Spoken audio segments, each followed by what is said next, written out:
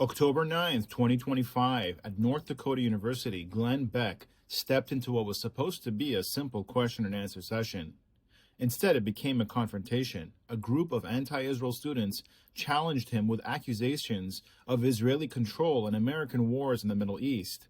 What followed was raw, unscripted, and unforgettable, a clash of truth, morality, and the soul of the West. And the very next morning, Glenn went on air to respond in an incredibly powerful way. Please watch till the end and comment below. In a world that excuses evil, will you have the courage to call it out?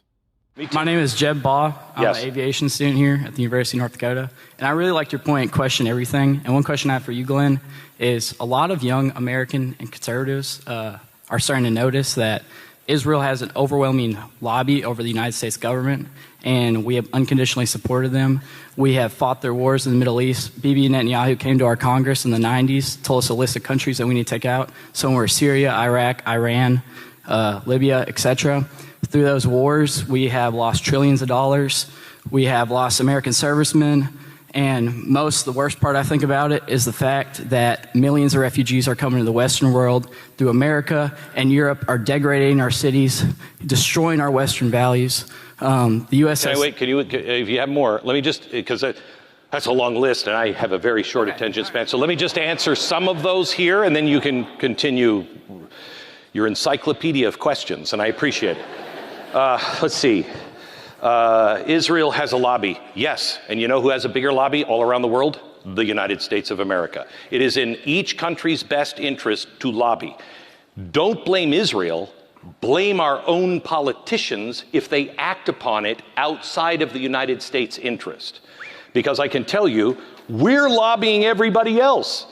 And they will... First or Israel first? No one's clapping. Yes. No one's clapping for your point. First or Israel first? It's an easy question. Charlie was America first. What are you? Charlie was starting to notice about the Israel lobby. Could I answer my question? Could I answer the question, please?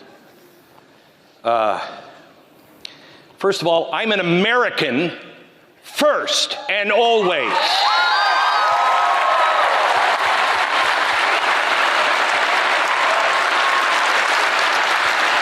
But the reason we have refugees all around the world is not Israel. It is a global system of people trying to take down the West. They are trying to just hold your peace for a minute. This is why I said, Charlie, I can't do this. What is happening is we have Islamists occupying our countries. The next war that you will face, you know what our first foreign war was? Against the Barbary pirates. They were the Islamic pirates, okay? Jefferson, when he ended that war, because nobody had the stomach for it, he said, I gotta warn you, everyone should read the Quran. He actually had I have a copy of it, printed Quran, printed for Americans to read. He didn't put out little teeny clips. He wanted every American to read the Quran.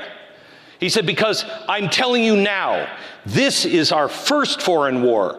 But if we don't pay attention, I guarantee it will be our last foreign war. That is coming, whether you like it or not. That is a plan well laid out. And yes, George Soros is a big part of it. I was the man who taught America about George Soros.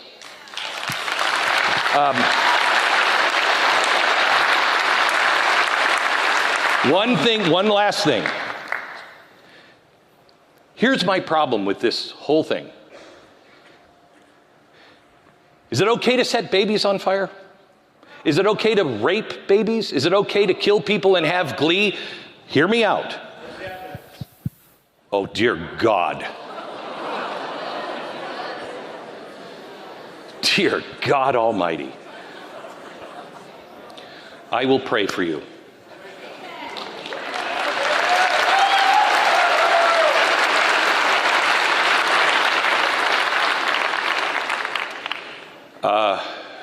Where was I? I don't have a problem with people saying, I have a problem with Israel. Because I'm not fighting Israel's wars. I don't want to fight Israel's war.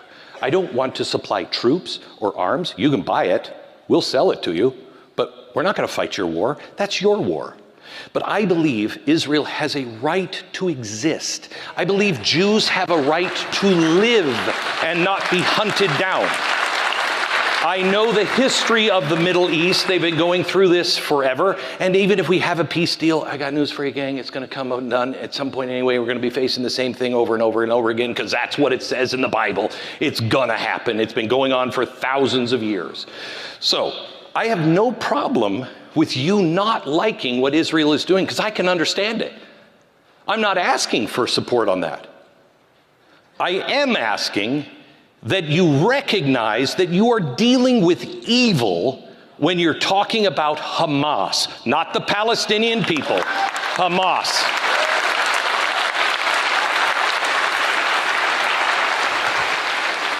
All right, so Israel has lobbies for all the countries around the world. They have lobbies for New Zealand, England, France. No Muslim has any lobbies. Another thing, you're talking about the stuff they don't teach in school. You're talking about one thing they don't teach in school. They don't teach about the USS Liberty, where Israel literally came, blew up an American ship because they want us to get in their war with Egypt. And they don't teach that in school. I mean, I'm just saying. Okay, thank you. Thank you for your question. Guys, let me leave you on this because I'd like to turn this around so you believe me. It says, please wrap this up. I'll take one more question, but let me just say this. We must not divide. We must not divide ourselves. We cannot divide. I don't care if you like Israel. I really don't. Please recognize there is good and there is evil. I'm not saying the Jews are good or anything. You don't have to believe any of that. I do, but you don't have to. But recognize evil when you see evil. And what is happening with Islamists is evil. It is. Beyond that, let's just not divide ourselves. We need everyone on deck. Everyone. Last question. Hey, sir, it's an honor. I have family that have been very long-time listeners of yours, and it's just crazy that you're here, you know. And I was going to come up here and ask you about Columbus Day and renaming it to Indigenous Peoples Day, but after that conversation, I just want to ask you, I completely agree with you that there's a ton of Islamist evil in the world, and they are a bigger enemy to the United States than Israel will ever will be. But I have a question. Why is there this societal taboo around criticisms of Israel? You're standing here in a theater voicing this. Nobody's going to arrest you. Nobody's going to say anything. I'm going to answer you. We're having a great conversation. Where is the taboo? The taboo is, for example, AIPAC doesn't have to register as a foreign lobby, but like the Australia lobby does. And that should be changed. That should be corrected. Look, I am not going to say Israel should have any special privileges. None. Everyone should play by the rules. Exactly the same rules. Period. If they're not, that should be corrected. But let's correct those things. Let's not talk about snipers behind Charlie. Agreed. Good. Thank you. I want you to really hear me carefully. There is a grave, grave danger that is building. And I want to talk to you about it. I saw it last night with my own eyes in a very small number. I want to make this really clear. Very small number of students. I saw it last night, and I want to talk to you about it. But first, let me set it up with this. So Christopher Rufo wrote, on the right, many supporters of Israel, I think that would be you and me, many supporters of Israel, because I'm a supporter, including prominent Republican politicians, argue that America has a theological duty to support the Jewish state. Now, I think personally, for me, I feel that's true. But what does that mean exactly? I'll get into it in a minute. Their view is based on a complex interpretation of Bible prophecy. As a Catholic, I find it mystifying. As a political analyst, I find it unconvincing. Analyst, sorry. The other supporters would like to shut down critical analysis of the war altogether, equating criticism of Israel with anti-Semitism and suggesting those who question the wisdom of America's support should be unwelcome in polite society. I want you to know on the outset, absolutely wrong. Because you disagree with Israel does not make you an anti-Semite. Doesn't. It doesn't. It makes you a thinking human being, honestly. These moves might have been effective in the past, but not so much anymore. Instead of theological or shame-based approaches, Friends of Israel must frame their arguments in terms of America's national interest. 100% right. 100% right. We need to understand our national interest. So, hear me out on this. So you know, I have received the Defender of Israel Award from Benjamin Netanyahu years ago. I was just named by the Jerusalem Post as the #1 Christian supporter of Israel in America. So I'm kind of known as, I guess, a Zionist. Okay, I believe that Israel has a right to exist and the Jewish people have a right to live. Somehow or another, you get awards for saying that. But I want you to understand something. My support is not blind loyalty, nor is it anything that makes me Israel first. Doesn't. God first, America second. Israel is in the pile of everything else. Okay? My first citizenship is to the kingdom of Christ. My second citizenship is to America. I will do nothing that will violate my citizenship, my passport to the kingdom of God. And I certainly won't violate things for my first citizenship to save my second citizenship. But that's the rank of my citizenship. God first, America right behind it. In the earthly sense, America first. Okay? No loyalty to the government of Israel. In fact, there's many things I don't like about the government of Israel. But you know what? I'm not a citizen. I don't vote, and I don't have to worry about their laws. When it comes to war, I want nothing to do with that foreign war. Or quite honestly, almost any foreign war. I'm tired of paying for it. I'm tired of our blood being shed. I want nothing to do. That's not my support of Israel or the Jewish people. What is required when we talk about these things is Israel's existence is not just about their national survival. It is about the survival of Western civilization itself. It is the only lone beacon in the Middle East that is standing against radical Islam. They're the only ones. They're the #1 target of radical Islam. Now, look at what's happening in the Middle East right now. Those countries that we used to think of as having real radical ties, now Saudi Arabia, they're actually saying, you know what, we can coexist. That's what's necessary, coexistence in the Middle East. As long as we have a reason, as long as we believe we each have a reason to live and we have a right to live, we can solve any problem. We can solve any problem. They are facing Islamicist evil. And that evil is the same evil that wishes to dismantle our civilization and our country. And it's happening in our own country. My support is not rooted in politics. It is rooted in something simpler and older than politics. A people's moral and historic right to their homeland and to their right to live in peace. That's it. And I would say that to anybody. If the Gazans wanted their own land and say, because this is a two-state solution that's been offered to them over and over and over again, but it wasn't river to the sea, which is the definition of wipe out all of the Jews. No Jews in this land, okay? You want to share? I'm totally fine with that. But I couldn't, we wouldn't put up with a neighbor who's constantly saying and trying to kill you. So when it comes to politics, I believe Israel has a right to defend herself against those who openly, repeatedly vow her destruction.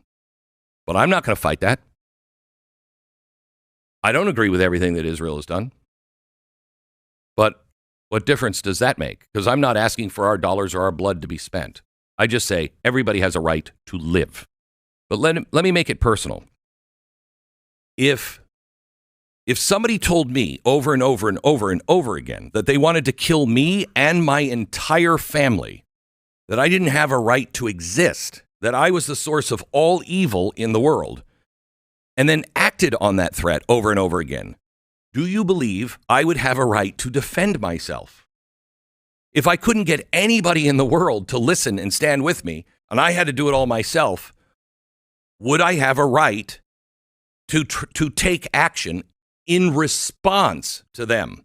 Remember, I believe, nature's law gives us a lot of stuff. If I walk into a bear cave and mama and the cubs are in there, I think the bear has a right to maul me to death because it senses trouble. Now, that's an animal. But if I go in and I'm hunting those cubs, mom does have a right to kill me. But that would assume that she had any kind of intellect. Humans have intellect. If Hamas were Canada and we were Israel, and Hamas, Canada, did to us what Hamas did to Israel, answer this question honestly. Would there be a single building left standing north of our border today? If they came and raped the same percentage, killed, slaughtered, set our babies on fire, do you think that we wouldn't have crippled Canada right now? And no matter what anybody said, you think we would stop until that threat stopped? That's not a question of morality. That's just the truth. All people, everybody, has a God-given right to protect themselves, period. And Israel is doing that in the way they feel it's right. You can argue with that, and you can disagree vehemently with the way they're fighting the war. My support for Israel's right to finish the fight against Hamas comes after 80 years of rejected peace offerings, 2 failed state solutions. Hamas has not hidden its mission. Hamas says it's the eradication of Israel. That's not a political disagreement. That's not a reasonable disagreement in my book. It's not a land dispute. That's nihilists. That's people who are actually calling for genocide and proudly calling for wiping out of all the Jews. Okay. Do I believe that America should be in that fight? No. Do I believe it is in our national interest? Yes. To support the people who are standing up against what will be our possibly last foreign war, as Jefferson said. Islamists believe, if you listen to what's being said in Dearborn, they are planning on Sharia law here in America. That will wipe everything of the West out, and they are moving into our countries. I have no problem with Muslims. I have a big problem with Islamists, and there's a huge difference. What we saw on October 7th was the face of evil. Women and children slaughtered. And beyond that, even the Nazis tried to hide it. Okay? The Nazis, they knew the rest of the world would not approve. These people were proud of it. We've played the tapes for you. Babies burned alive, innocent people raped, dragged through the streets. And now we see people defending that evil in our own country. That is nothing short of a moral collapse. That is probably the greatest danger that we have is this ideology that says, if I disagree with you, I can kill you. The confusion of, I disagree with Israel the way they're fighting a war, and so I'm going to say, I support Hamas because the Jews are always wrong, the Jews are lying, and I don't believe any of those videotapes because it was probably Jewish propaganda. That's moral collapse.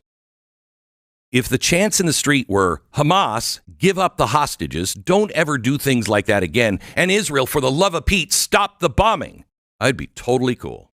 Totally cool. Because that's reasonable. But that's not what we hear. We hear open sympathy for genocidal hatred. That is a chasm that is opened up in our society. And it's not just a chasm opening up, from decency, but from humanity itself. And that's where the danger lies. The same hatred that we saw in the 1930s, that I predicted would happen again in about 2008, that we would see it on our streets. That hatred is taking root here in Dearborn. in Minnesota, in London, in Paris, and not as horror, but heroism. And if we're not vigilant, the enemy that Israel is currently facing today will be the enemy that the free world will face tomorrow. That's not about politics. That is truth. It's not. It's about having the courage to call evil by its name and say, that doesn't happen. Never again, not in the future. That doesn't happen. You don't have to open a Bible to believe or understand this. You don't. But if you do, if you're a believer, then the issue cuts much, much deeper. And I wrote an op-ed on this, and we'll be publishing at glennbeck.com that goes deeper into that. But I don't expect you to believe the Bible or believe what I believe. I believe it's a very strong case, good versus evil here, or right versus wrong, if that's the way you want to phrase it, and national interest if you look at what the world is headed towards. This is not just about Israel's right to exist. This is about whether we still know the difference between right and wrong, good and evil, life and death cults. It's about, do we have the courage to stand for the principles that God outlined? And that's not, you're going to inherit the land or any of that crap. The principles of, you can live, I believe you have a right because you, just like me, are a beloved child of God. That's what it is. And if we don't have the courage to make the case, and we're trying to convince people just to blindly follow because God says, God expects us to kick into reason. God expects us to think things through. And God expects us to disagree. If we can't do those things, if we won't do those things, then the question is not, will Israel survive? The question is, will we survive? It's 2025. America's debt is over $37 trillion, and the dollar just had its worst crash since 1973. That puts your savings and your family's future at risk. That's why we trust Alpha Omega Gold, a company that stands unapologetically with Israel and supports Stand Tall Israel. Visit ao.gold/stand to claim your free precious metals wayfinder guide or call 1-855-426-4653 today. Protect your future before it's too late.